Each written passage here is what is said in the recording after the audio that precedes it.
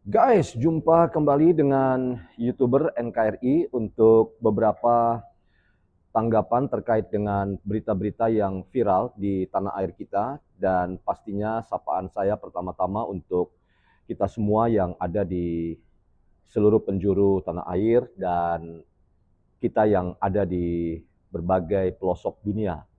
Saya mencatat ada beberapa teman yang suka komentar, ya, memberikan like, bahkan juga subscribe berbaru, ya.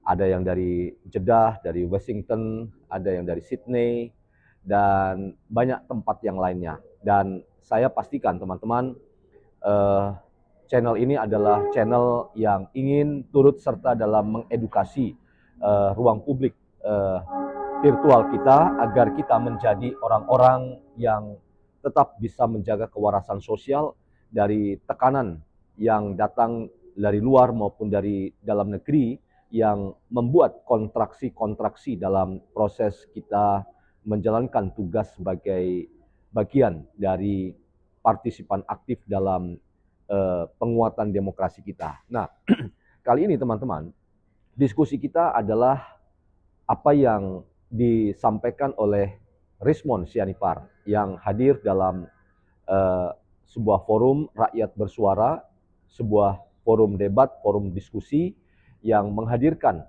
banyak, ya, tokoh-tokoh yang selama ini selalu menghiasi wajah media sosial kita. Nah, dua orang yang tentu kita lihat sangat kontroversial, yaitu Roy Suryo dan Rismon Sianipar, adalah dua orang yang selama ini kita kenal sebagai orang-orang yang selalu melihat secara kritis apa yang terjadi dalam jagat media sosial kita. Mereka saling menyerang, mereka saling menurunkan tensi satu terhadap yang lain, dan pastinya, ya, upaya untuk menemukan apa yang dimaksud dengan kebenaran itu menjadi cara yang harusnya itu menjadi bagian dari upaya kita bersama dalam rangka memastikan agar apa yang kita lakukan itu adalah benar-benar targetnya itu jelas dan dipastikan kita tidak sedang melakukan pembohongan publik. Itu yang menjadi catatan menarik yang disampaikan oleh Rismon, ya, bahwa eh, jangan sampai, ya, salah satu di antara mereka yaitu Roy dan Rismon melakukan pembohongan publik. Paling tidak status baru Rismon sebagai orang yang sudah tidak lagi menjadi tersangka dalam kasus fitnah dan pencemaran nama baik ijazah Pak Jokowi, ia lebih leluasa dibandingkan Roy Suryo yang masih berstatus sebagai tersangka. Nah, saya ingin menjadikan pernyataan Rismon dalam diskusi kita kali ini, yaitu pernyataannya bahwa Roy Suryo jangan terus-menerus, ya, mengulang-ulang pembohongan publik.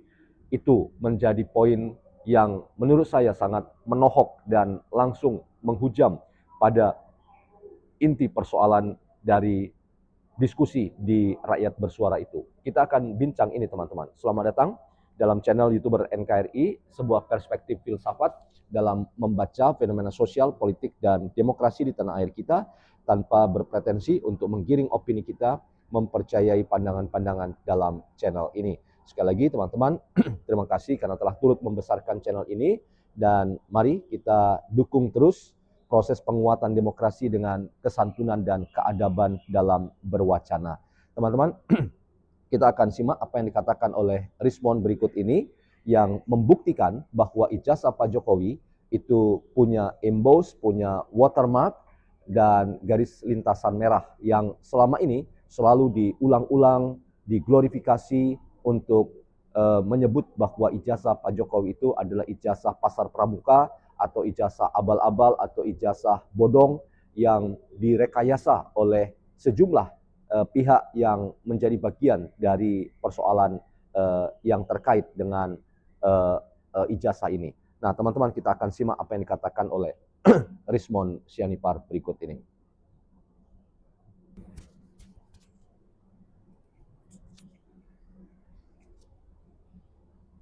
Biasa dikatakan Mas Roy, Oh tidak ada embos, selalu dibawa-bawa. Tidak ada embos, tidak ada watermark. Itu kan kebohongan publik yang diulang-ulang terus. Watermark itu gajah mada, gajah mana, gajah mada. Ini harus diakui. Sadarkan publik bahwa memang ada. Ya, itulah edukasi publik. Katakan ada kalau ada. Ya, terus berikutnya embos. Ini kelihatan belum, Mas? Belum. Oke. Belum. Yang Balik. tadi, masih yang tadi. Balik lagi yang tadi. Balik. Ini embos terlihat, embos itu ada. Itulah cara metode dalam digital image processing, itulah yang kita pakai secara netral, tanpa ada bias. Dikatakan Mas Roy, oh tidak ada embos, selalu dibawa-bawa. Tidak ada embos, tidak ada watermark. Itu kan kebohongan publik yang diulang-ulang terus. Kalau mau, Mas Roy, saya praktekkan di laptop. Ada keduanya. Dan itu selalu diulang-ulang. Publik percaya. Padahal itu cuma pakai mata. Ketika kita terapkan digital image processing, kelihatan dua-duanya ada. Baik teman-teman, kita sudahi nontonnya dan kita lanjut diskusi kita untuk pendalaman atas apa yang kita sudah dengar bersama-sama ya, pernyataan Rismond Hasiholan Sianipar. Nah, terlepas teman-teman bahwa Rismond ini juga orang yang problematik ya, bahkan teman-teman, kolega-kolega sering juga mengatakan Rismond ini adalah orang yang harus kita sebut 11-12 dengan Roy Suryo ya. Mereka adalah para peneliti abal-abal, mereka adalah para ahli yang menurut banyak pihak itu diragukan benar-benar bukan ahli ya, bukan pernyataan yang kosong, tetapi ketika mereka mencoba terus-menerus meminta pengakuan ya dalam forum apapun, diskusi yang terjadi, debat, dan kemudian saling ya menyerang satu dengan yang lain, bahkan sudah menyerang urusan-urusan pribadi. Saya ingin katakan teman-teman bahwa itu bukan tipikal yang menjadi karakter dari yang menjadi karakter dari para peneliti yang sejati atau para peneliti yang sebenarnya. Justru yang kita ingin gugat dari Rismond itu adalah apakah Anda sedang berkata benar terhadap kesaksian Anda yang baru, yang mengubah kesaksian Anda yang lama, ataukah ya Anda sedang benar-benar bicara benar ya. Jadi benar-benar bicara benar. Nah, ini penting teman-teman untuk menolong kita mendudukkan persoalan ini secara baik, karena kita curiga kepada Roy Suryo sebagai peneliti abal-abal, tetapi kita juga ya harus menggugat yang sama dari orang yang bernama Rismond. Mengapa? Karena paling tidak kita juga hampir sependapat dengan banyak orang ya, pengamat, ahli ya, bahkan orang yang tidak berpendidikan sekalipun ya, yang mencoba melihat sosok yang bernama Rismond. Apakah memang ketika ia mengajukan restoratif justice, kemudian dilanjutkan dengan pertemuan dengan Pak Jokowi dan Mas Gibran, kemudian berlanjut dengan keluarnya SP3 ya, apakah semuanya itu adalah genuine atau asli dari Rismond sebagai orang yang memang berniat ingin memperlihatkan atau menunjukkan bahwa ia sudah menjadi manusia baru, ia sudah menjadi orang baru, ia sudah menjadi orang yang tidak seperti dulu lagi, yang memfitnah orang lain, yang mencemarkan nama baik orang lain, yang menggunakan segala daya yang ia miliki untuk ya mencaci memaki orang lain. Nah, kita juga sanksi teman-teman dengan Rismond, apalagi masih ada laporan kepolisian yang terungkap semakin jelas dan gamblang bahwa Rismond patut diduga ya memang abal-abal dari gelar yang ia sebut dalam KTP yang ditunjukkan ya dengan mengindahkan undang-undang ya mengenai data pribadi ya, yang di situ dikatakan dalam KTP itu bahwa Rismond itu bergelar doktor dan magister engineering atau M.Eng ya, D.Eng dan M.Eng. Nah, ini sudah dilakukan investigasi oleh Bang Bill dan juga Joshua dan Roni Teguh langsung di Yamaguchi, Jepang. Dari situ saja teman-teman kita sudah mendapatkan informasi data bahwa orang ini patut diduga ya memang sedang mempertontonkan ya keterbelahan atau split personality yang sangat akut. Dan saya bahkan mengatakan bahwa orang ini ya bisa jadi memang di depan ia begitu baik, tetapi di belakang ia bisa menikam. Dan kalau kita tidak hati-hati, maka kita juga bisa menjadi orang yang terkecoh. Terkecoh dalam arti ya menjadi orang yang seolah-olah melihat Rismond itu sudah berubah, tetapi sebetulnya ia sedang ya memunculkan sebuah strategi yang sekali lagi strateginya itu bisa jadi adalah strategi yang tidak berbasiskan pada perubahan yang tulus, yang jujur dari seorang Rismond, tetapi ia sedang mempertontonkan ya pembohongan publik, sesuatu yang ia sedang bicarakan terhadap Roy Suryo sebagai lawan bicaranya.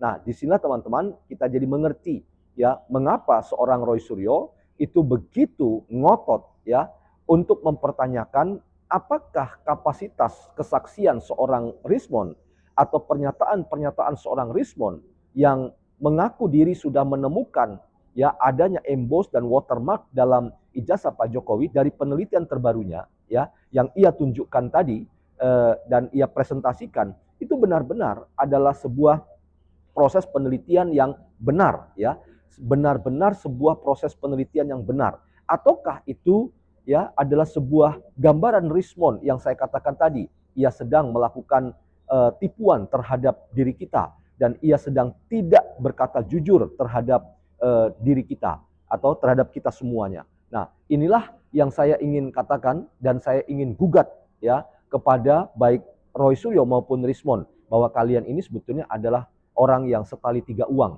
dalam arti ya sama saja, dan kami ya ingin terus ya mempersoalkan setiap statement Anda untuk tidak langsung percaya, tetapi ya mengembangkan apa yang dalam filsafat itu disebut sebagai hermeneutics of suspicion.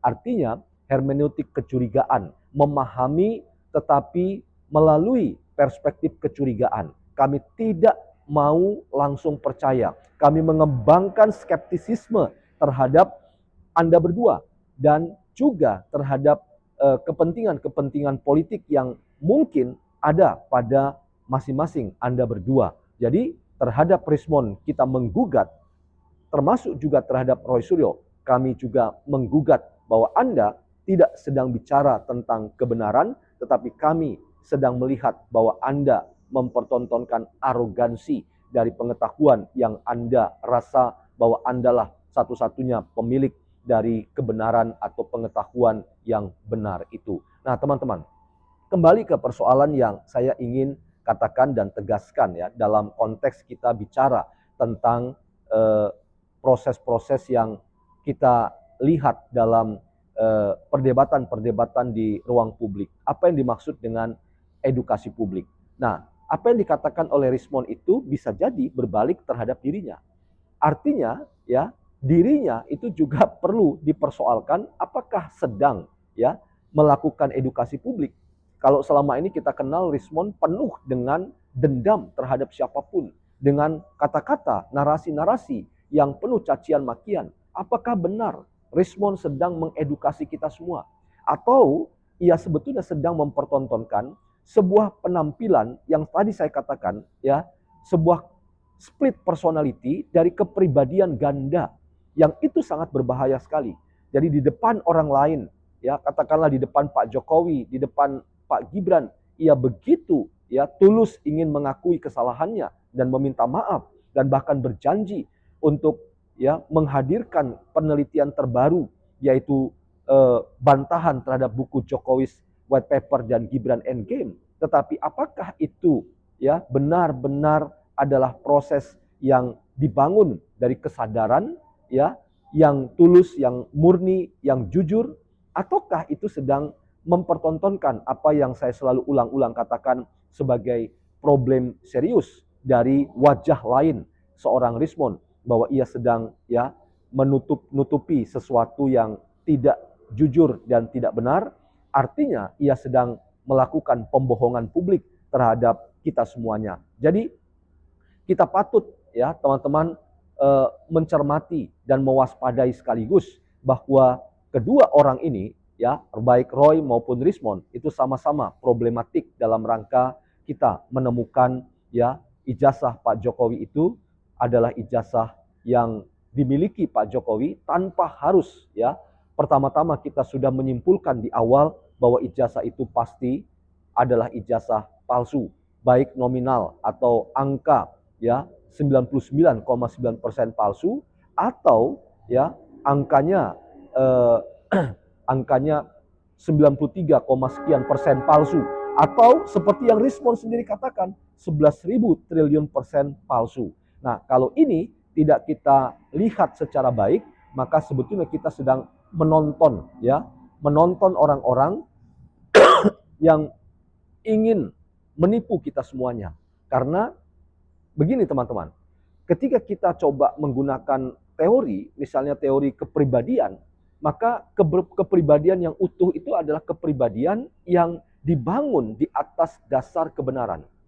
Mengapa saya katakan itu dibangun di atas dasar kebenaran atau konsistensi?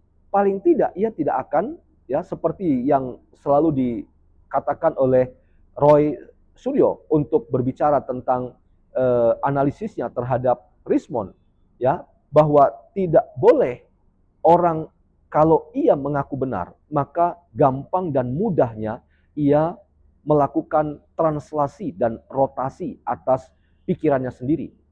Dan perubahan itu tidak boleh ya, itu seperti perubahan yang betul-betul mencengangkan kita dan mengagetkan kita.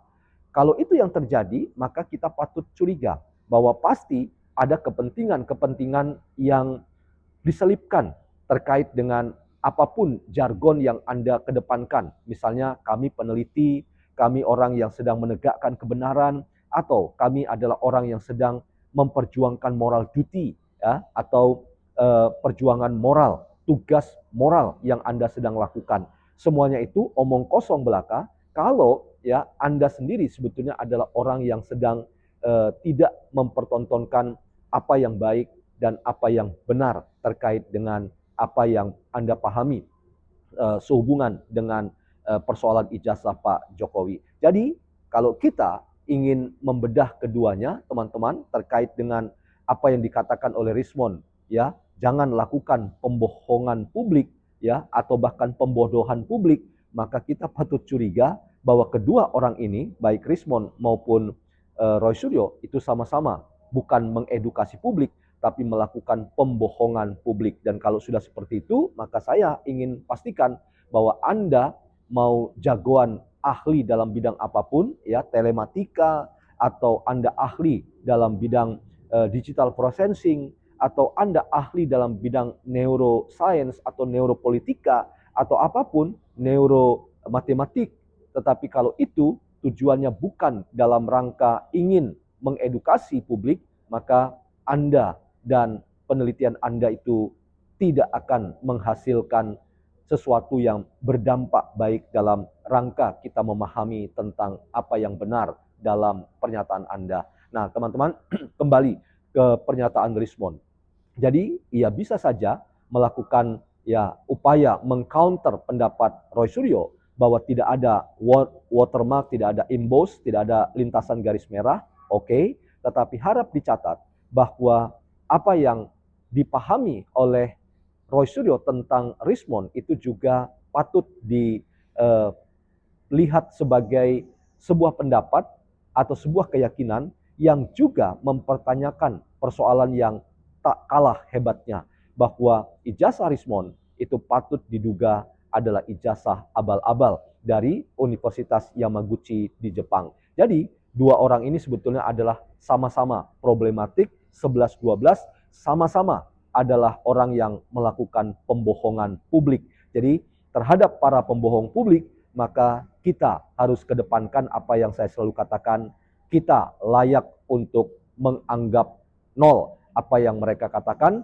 Kita bisa menganggap ya mereka sedang berbicara tentang kebodohan mereka di depan publik yang akhirnya kita paham bahwa kebenaran akan tetap berada di sisi kebenaran dan kebohongan tetap berada di sisi kebohongan. Semoga ada manfaatnya teman-teman, dan salam hormat YouTuber NKRI.